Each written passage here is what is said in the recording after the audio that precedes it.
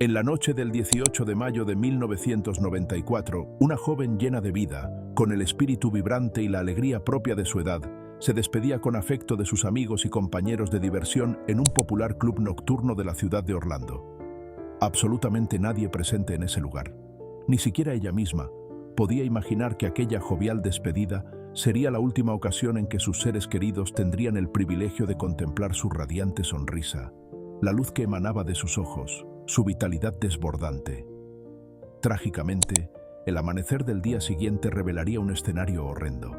Su cuerpo, víctima de una brutal agresión, fue descubierto en un paraje desolado, abandonado a su suerte como si fuera un objeto carente de todo valor sentimental o humano. El responsable de tan atroz acto, identificado como Thomas Lee Gudinas, enfrentaría la justicia y tras un largo proceso legal sería sentenciado a la pena capital, programada para ejecutarse más de 3 décadas después de aquel fatídico día. Sin embargo, a pesar del paso implacable del tiempo y la inminencia de la ejecución, una pregunta perturbadora persiste en la mente de muchos. ¿Qué oscuro abismo reside en el alma de un ser humano que es capaz de arrebatar una vida con semejante ferocidad y desprecio? Y más allá de la simple condena, ¿qué motivaciones retorcidas o demonios internos pueden impulsar a alguien a cometer un acto de barbarie tan irreparable y profundamente doloroso? Orlando, Florida, en la vibrante primavera de 1994. La ciudad se presentaba como un crisol de contrastes, una amalgama extraña y, en ocasiones, perturbadora de magia deslumbrante y un palpable sentimiento de caos subyacente. Por un lado, se alzaban majestuosos los imponentes parques temáticos, verdaderos imanes que atraían a multitudes de turistas provenientes de todos los rincones del mundo, ávidos por sumergirse en un universo de fantasía y diversión sin límites. Por otro lado, existía una realidad paralela, una faceta sombría conformada por barrios marginados y olvidados, un laberinto de calles peligrosas y repletas de incertidumbre que permanecían cuidadosamente ocultas a los ojos de los visitantes tras el velo ilusorio del reino mágico de Disney. En ese contexto, Michelle McGrath, una joven de apenas 22 años, se encontraba en la cúspide de su vida. La noche en cuestión había decidido reunirse con un grupo de amigas en el bullicioso club nocturno Big Daddy's, un establecimiento particularmente popular entre la juventud local, conocido por su ambiente festivo y su música contagiosa. Era un miércoles cualquiera en el calendario, pero en esa época del año, con el clima cálido y la energía juvenil en ebullición, cualquier noche de la semana podía fácilmente transformarse en una prolongación del sábado por la noche. Michelle era una persona de carácter extrovertido y sociable. Poseía un sentido del humor contagioso y una amabilidad innata que la hacía destacar en cualquier reunión social. Esa noche en particular no había consumido grandes cantidades de alcohol. Su intención era simplemente disfrutar de la música, dejarse llevar por el ritmo del baile y regresar a casa sana y salva al finalizar la velada. Sin embargo, el destino, implacable y caprichoso, tenía otros planes para ella. Su deseo de una noche de diversión sin complicaciones jamás se concretaría. Ella no logró volver a su casa. Alrededor de las 3 de la mañana, cuando la fiesta comenzaba a languidecer y el club se vaciaba lentamente, Michelle tomó una decisión fatal. Salió sola a la fría y oscura noche. El estacionamiento, antes un bullicioso mar de luces y movimiento, ahora era un cementerio de metal a medio iluminar. Sabía mientras caminaba hacia su coche que cada paso la acercaba más a la oscuridad. Sintió siquiera un escalofrío, una premonición del horror que la esperaba entre las sombras. Fue allí, en esa hora silenciosa y traicionera, donde se cree que cruzó el camino de un depredador, de un hombre llamado Thomas Lee Gudinas. Un hombre que en cuestión de instantes robaría mucho más que su cartera o su coche. Robaría su futuro, su sonrisa, su propia vida. Pero ¿qué circunstancias la llevaron a ese encuentro? ¿Fue una simple casualidad o una cadena de eventos predestinada? Y lo más importante, podría haberse evitado. Al examinar el perfil psicológico de Thomas Lee Gudinas, emerge una conclusión inquietante: la presencia de una profunda disociación emocional. Lejos de ser un sujeto impulsivo, Movido por arrebatos momentáneos de ira, nos encontramos ante un individuo capaz de ejercer un control significativo sobre sus emociones, ocultando una rabia latente bajo una apariencia superficial de normalidad. Su modus operandi sugiere una planificación metódica, un accionar silencioso y calculado, características que en el ámbito de la criminología son indicativas de un individuo con un potencial de peligrosidad extremadamente elevado. Pero, ¿cuáles son los factores que contribuyeron a la formación de este perfil?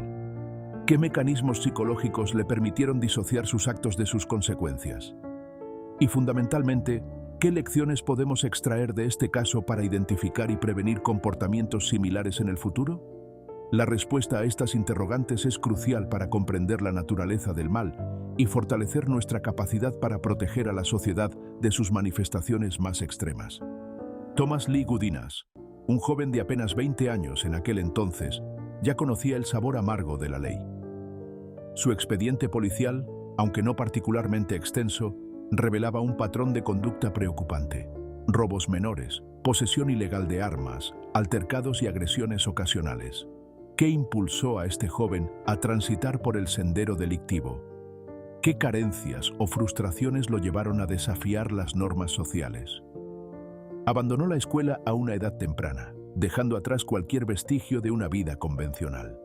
Su existencia transcurría entre las paredes desoladas de moteles baratos, trabajos esporádicos que apenas le permitían subsistir, y un entorno marginal donde la desesperanza parecía ser la única constante. Aquellos que lo conocieron, o creyeron conocerlo, no lo describían como un individuo inherentemente violento, pero tampoco lo consideraban una persona digna de confianza, alguien en quien depositar sus secretos o su seguridad. ¿Qué secretos ocultaba Gudinas tras esa fachada de normalidad? ¿Qué impulsos reprimidos lo convertían en una bomba de tiempo a punto de estallar? Pero lo que verdaderamente hiela la sangre, lo que transforma este caso en un recordatorio escalofriante de la fragilidad de la vida, es un detalle escalofriante. Apenas unas horas antes del brutal asesinato de Michelle McGrath, otra mujer, presa del pánico, había denunciado a la policía un intento de secuestro. Un hombre con características físicas que coincidían inquietantemente con la descripción de Gudinas la había abordado a punta de pistola. Afortunadamente, esa mujer logró escapar de las garras de su agresor, librándose de un destino trágico. ¿Fue una simple coincidencia? ¿O la providencia le concedió una segunda oportunidad? Michelle, lamentablemente, no tuvo la misma suerte. El destino, implacable y silencioso, la había colocado en la mira de un depredador. ¿Pudo haber hecho algo diferente? ¿Existió alguna señal de alarma que pasó desapercibida?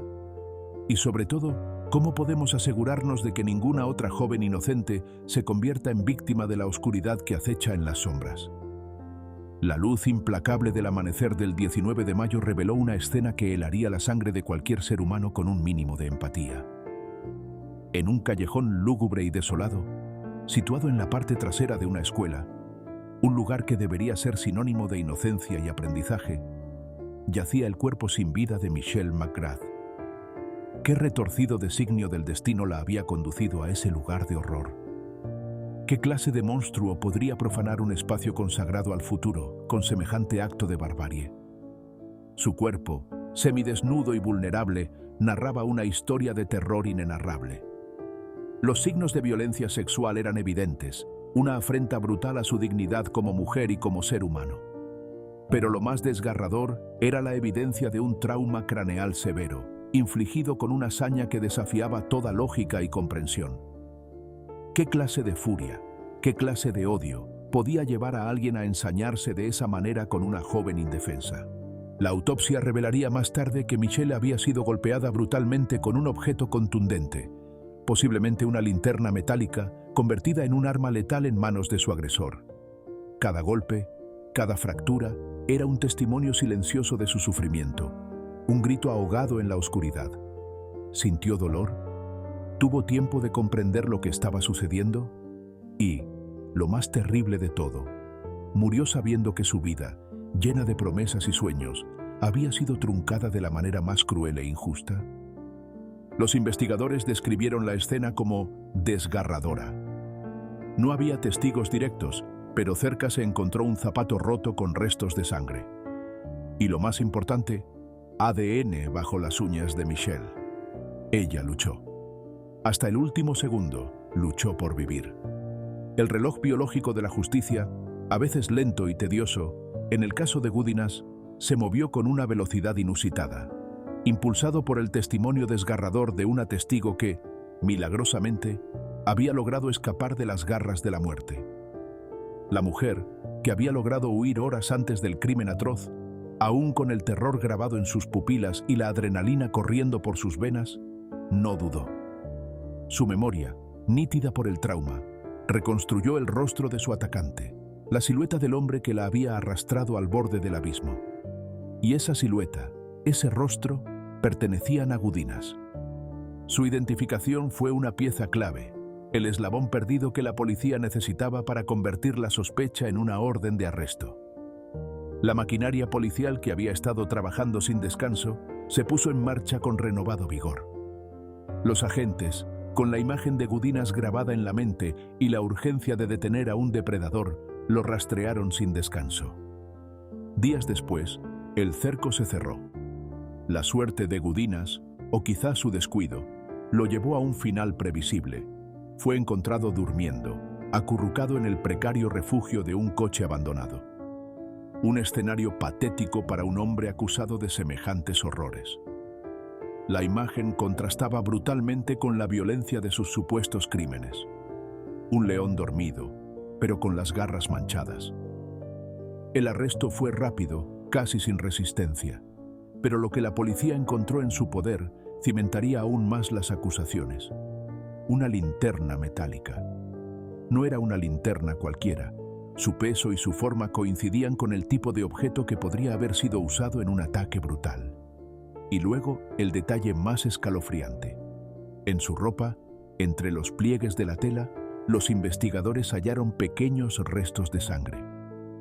Los análisis posteriores fueron implacables. Esa sangre no era suya. Coincidía, de forma inequívoca, con la sangre de la víctima. La evidencia forense comenzaba a tejer una red ineludible alrededor de Gudinas. Pero la prueba más perturbadora, la que grabó una imagen indeleble en la mente de los investigadores y que resonaría en cada corazón que escuchara su historia, no fue física. Fue el silencio. Durante el interrogatorio, en la fría y aséptica sala de la comisaría, se esperaba una reacción. Lágrimas de arrepentimiento, gritos de inocencia, súplicas de ayuda o clemencia. La desesperación, la furia, el miedo. Pero Gudinas no lloró, no gritó, no pidió ayuda. Simplemente se quedó en silencio. Era un silencio denso, pesado, antinatural. Un silencio que no era de shock ni de confusión, sino de una inquietante calma. Un vacío que no clamaba inocencia, sino que de alguna manera gritaba culpabilidad. Su mirada vacía, o quizás demasiado llena de algo que nadie podía descifrar, dejó una huella imborrable. ¿Era la frialdad de un sociópata, la desconexión total de un monstruo, o el terror de alguien que sabía que su destino estaba sellado? Ese silencio, más que cualquier palabra, se convirtió en el testimonio más elocuente de su enigmática psique, un gancho para cualquiera que intentara entender la oscuridad que lo habitaba. A veces, el silencio puede ser más perturbador que un grito, y Thomas Lee Gudinas lo sabía muy bien. El juicio contra Gudinas se puso en marcha en 1996. Aunque no acaparó los titulares nacionales, ni se convirtió en un espectáculo mediático de alto perfil, en Florida el caso resonaba con una inquietante intensidad. La comunidad seguía atenta, con una mezcla de morbo y sed de justicia, mientras los detalles del atroz crimen comenzaban a desvelarse en la fría sala del tribunal. El aire vibraba con la tensión, el dolor de las víctimas y la solemnidad de un proceso que decidiría el destino de un hombre. La fiscalía, consciente del peso de las pruebas, desplegó un arsenal contundente. Cada pieza del rompecabezas que habían ensamblado apuntaba de forma implacable hacia Gudinas. Presentaron pruebas de ADN irrefutables, el testimonio silencioso de la ciencia que vinculaba al acusado directamente con la escena del crimen y la víctima. Se mostraron objetos personales hallados en posesión de Gudinas que pertenecían a la mujer atacada. cada uno una diminuta evidencia de su conexión con el horror. Y por supuesto, los rastros de sangre que coincidían con los de la víctima, un testimonio mudo de la violencia ejercida, una huella biológica que gritaba su presencia. Los fiscales pintaron un cuadro aterrador de un depredador calculador, cuyas acciones no dejaban lugar a dudas sobre su culpabilidad. Su presentación fue meticulosa, fría y, para el jurado, abrumadora. ¿Cómo se podía refutar una evidencia tan abrumadora? Sin embargo, el abogado defensor de Gudinas, enfrentado a un muro de pruebas tan sólido, intentó una estrategia desesperada: argumentar que su cliente sufría de trastornos mentales no diagnosticados. Era un intento de humanizar al acusado, de ofrecer una explicación, por oscura que fuera, para la brutalidad de sus actos, de sugerir que no era una maldad pura lo que lo había impulsado, sino una mente enferma. Quizás, si se demostraba una incapacidad mental, la pena capital podría evitarse. Pero las esperanzas de la defensa se desmoronaron ante la evaluación de los peritos. Los peritajes médicos y psicológicos fueron claros y no respaldaron la teoría de un trastorno mental grave. No había evidencia clínica de esquizofrenia, esa fractura de la realidad que a menudo exime de responsabilidad. Tampoco había un diagnóstico de trastorno bipolar, que explicaría cambios extremos de humor y comportamiento. Lo que encontraron los expertos, lo que revelaron los análisis, fue mucho más desolador. No una enfermedad mental incapacitante, sino la cruda realidad de un joven con una historia de violencia, abandono y frustración. Era una historia de vida marcada por la negligencia, por la falta de oportunidades, por un camino que parecía haberlo empujado inexorablemente hacia el abismo. No era locura, sino el producto de una existencia rota, de heridas emocionales que nunca cicatrizaron y que quizás lo habían transformado en un ser insensible al sufrimiento ajeno. Esta revelación no justificaba sus acciones, pero sí añadía una capa de complejidad al perfil del acusado, planteando la incómoda pregunta de cuánto influye el entorno en la formación de un criminal. ¿Nace un monstruo o se crea uno a través de las fallas del sistema y de la sociedad? La balanza de la justicia se inclinaba, inexorablemente, hacia la condena. El caso Gudinas es un claro ejemplo de cómo la defensa por salud mental puede fallar cuando no hay diagnóstico clínico sólido. Su falta de empatía fue vista no como un síntoma, sino como un rasgo de su personalidad antisocial. Después de 3 semanas, el veredicto fue unánime: culpable. Y la sentencia, pena de muerte. Tras la condena, el destino de Thomas Lee Gudinas se selló con el frío acero y el hormigón del corredor de la muerte. Fue ingresado en la Florida State Prison en Starke, un nombre que resuena con una oscura reputación. Esta prisión de máxima seguridad no es solo un lugar de reclusión, es una institución conocida por sus medidas de seguridad extremadamente estrictas, una fortaleza inquebrantable, y lo que es aún más sombrío, por ser la sede frecuente de las ejecuciones en el estado de Florida. Entrar allí es cruzar un umbral del que pocos regresan. Su nueva realidad, la celda, no era más que una jaula de desesperación. Medía poco más de 2 por 3 metros. Un espacio claustrofóbico que se convertiría en su universo por casi 3 décadas. Dentro, la austeridad era brutal. Una cama de concreto, fría e implacable, diseñada para el castigo, no para el descanso. Un inodoro de acero, utilitario y despersonalizado.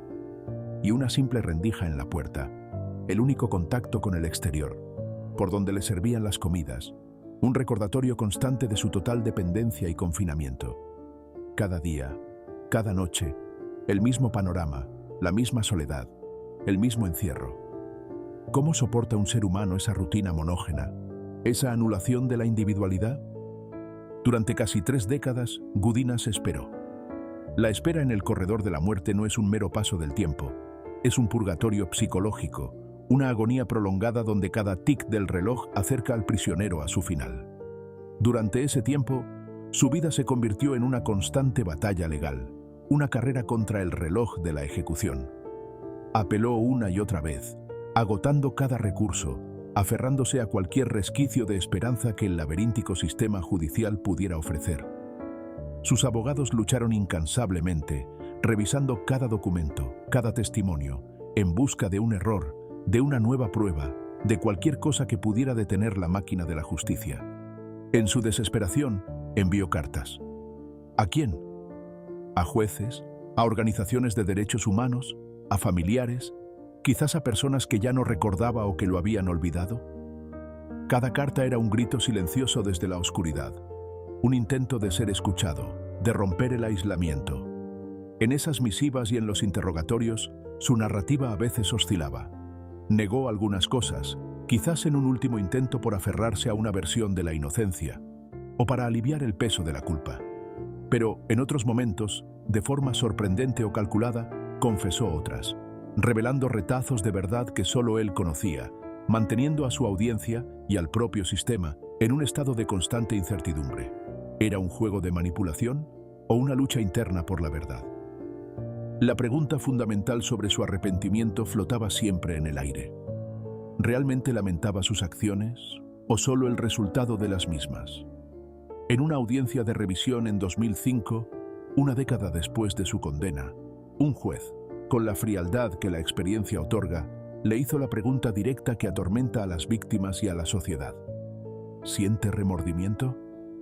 La respuesta de Gudinas a esa pregunta, o la falta de ella, sellaría no solo su imagen pública, sino quizás, en la balanza final, su destino. Su respuesta fue seca, casi desconectada de la realidad. Las cosas no salieron como pensé que saldrían. Ni una palabra sobre Michelle, ni una palabra de perdón. Durante ese tiempo, los abogados defensores intentaron alegar ineficiencia en la defensa original, errores procesales e incluso una apelación por método de ejecución, inyección letal versus silla eléctrica. Nada prosperó. Florida fue endureciendo su política de pena capital. El gobernador Ron DeSantis firmó múltiples órdenes de ejecución en 2025, y entre ellas la de Gudinas. El calendario, implacable, ha marcado la fecha final. El 24 de junio de 2025, la vida de Thomas Lee Gudinas llegará a su fin en la prisión estatal de Florida. La inyección letal, ese método de ejecución diseñado para ser humanitario, pero que esconde una frialdad quirúrgica, será el instrumento de su último aliento. Unos días antes del solsticio de verano, la vida de un hombre se apagará para siempre, sumando otro nombre a la sombría lista de ejecuciones. Su muerte no será un evento aislado. Con ella, Gudinas se convertirá en la 7ª persona ejecutada ese año en el estado de Florida. Una estadística que, para los defensores de la pena capital, es una señal de justicia cumplida, de una ley que se aplica con firmeza. Para sus detractores, es un sombrío recordatorio de la implacable maquinaria de la muerte, de la fragilidad de la vida en manos del Estado. 7 vidas en menos de 6 meses. Un ritmo que subraya la determinación de Florida en aplicar la pena máxima. ¿Qué historias se ocultan detrás de cada uno de esos nombres, más allá de los titulares? En sus últimas horas, a Gudinas se le ofrecerán los ritos finales que el sistema concede a los condenados a muerte. Tendrá derecho a una última comida, un gesto paradójico de humanidad en el umbral de la deshumanización total. ¿Qué elegirá? ¿Un plato que le traiga un recuerdo de la infancia? ¿Una última conexión con un mundo que pronto abandonará? ¿O algo sin sentido? ¿Una muestra más de su indiferencia o su resignación? La elección de ese último bocado es, para muchos, un misterio. Una ventana efímera a la psique de un hombre al borde del abismo. Y si lo desea, tendrá la oportunidad de pronunciar unas palabras finales. Un micrófono espera, listo para captar cualquier declaración, cualquier lamento, cualquier desafío. Es un momento que puede definir su legado, una última oportunidad para el arrepentimiento, para la verdad o para el silencio. ¿Romperá su enigmático mutismo de aquel interrogatorio de 1996? ¿O elegirá llevarse sus secretos a la tumba? La expectación para quienes seguirán el caso será palpable. Pero hasta el momento de esta narración, el silencio de Gudinas persiste, inquebrantable y perturbador. No ha solicitado visitas familiares, un hecho que habla volúmenes sobre las posibles rupturas en su vida, o quizás sobre su deseo de enfrentar el final solo. No hay nadie en su vida que lo visite, o es él quien se niega a que lo vean en sus últimas horas, una elección para preservar algún tipo de dignidad o para proteger a otros del dolor de la despedida. Y el detalle más desgarrador para las familias de las víctimas, para la sociedad que busca un cierre. Tampoco ha declarado remordimiento público. Esa pregunta crucial del juez en 2005, ¿siente remordimiento? Su silencio no es solo la ausencia de palabras, es la ausencia de un mea culpa, una barrera infranqueable que deja a muchos con la sensación de que la verdadera comprensión, el verdadero cierre emocional, nunca llegará. El 24 de junio, el telón caerá. Pero la historia de Thomas Lee Gudinas no terminará con su muerte. Su caso, como tantos otros en el corredor de la muerte, seguirá planteando preguntas incómodas sobre la justicia, la retribución y la posibilidad de redención. El silencio final de Gudinas resonará mucho después de que su pulso se haya detenido. Un recordatorio sombrío de los abismos del alma humana y las complejidades de un sistema que, a veces, deja más interrogantes que certezas. Este tipo de conducta es típica en individuos con perfil antisocial severo. La ausencia de empatía, la frialdad emocional y la resistencia a reconocer el daño son barreras psicológicas profundas. Gudinas no parece arrepentido, parece resignado. El procedimiento será estandarizado: traslado al área de ejecución, colocación de catéteres, observación médica, lectura oficial del nombre y sentencia, y administración de los fármacos letales. Michelle McGrath no era solo una víctima. Era una hija, una amiga, una estudiante. Le gustaba la música pop, el cine de los 90 y tomar café con su madre los domingos. Sus amigos la recordaban como alguien que siempre te hacía sentir visto. Su familia ha pasado 30 años sin ella. 30 navidades. 30 cumpleaños vacíos. El asesinato no solo terminó su vida, alteró la de todos quienes la amaban. La justicia llega tarde. La reparación, nunca. Porque ninguna ejecución puede devolver lo que se perdió en aquella madrugada de mayo. El caso de Thomas Lee Gudinas revive el eterno debate. ¿Es la pena de muerte justicia o venganza? Florida ha intensificado las ejecuciones, pero cada caso es un espejo. ¿Ejecutar a un hombre 3 décadas después del crimen sirve para algo más que cerrar un expediente? ¿Qué cambia? ¿Qué se repara? La ejecución de Gudinas es legal, pero plantea una pregunta ética. ¿Castigamos al hombre que era en 1994 o al que es hoy? ¿Y qué ganamos con eso? El dolor no desaparece, el crimen tampoco. Según datos del Death Penalty Information Center, los casos de condenados ejecutados tras más de 25 años en el corredor están en aumento. La justicia llega, pero llega vieja. Orlando, 3:10 de la mañana, mayo de 1994. Michelle camina rápido hacia su auto. Oye pasos detrás. Voltea. Un hombre se le acerca. No grita. Ella duda. Él saca algo brillante. Es una linterna. Y en segundos, todo se vuelve oscuridad. Silencio. Muerte. Thomas Lee Gudinas morirá a los 51 años. Michelle murió a los 22. Él tuvo 30 años más de vida. Ella, solo una noche más. La justicia puede ser ciega, pero la memoria no. La memoria recuerda lo que se perdió, lo que falló, lo que nunca debió pasar. Y recuerda que detrás de cada ejecución hay una historia que empezó mucho antes del crimen.